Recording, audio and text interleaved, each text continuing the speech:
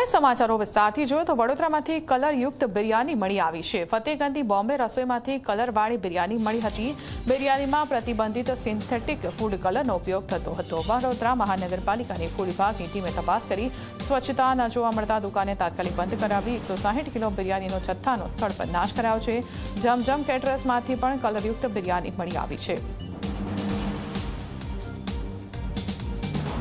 તો બિરયાનીના જે શોખીન હોય ખાસ કરીને બહારની બિરયાની ખાવાના તેમના માટે આંખ ઉઘાડનારા સમાચાર છે, કારણ કે આ જે બિરયાની છે તેમાં સિન્થેટિક અને પ્રતિબંધિત ફૂડ કલરનો ઉપયોગ થતો હતો। એટલે કે બિરયાનીનો જે તમને રંગ સારો લાગે છે, દેખાવમાં જે સારો લાગે છે, તે તમારા સ્વાસ્થ્ય માટે સારું નથી અને વડોદરામાં તે સાબિત થઈ ગયું છે।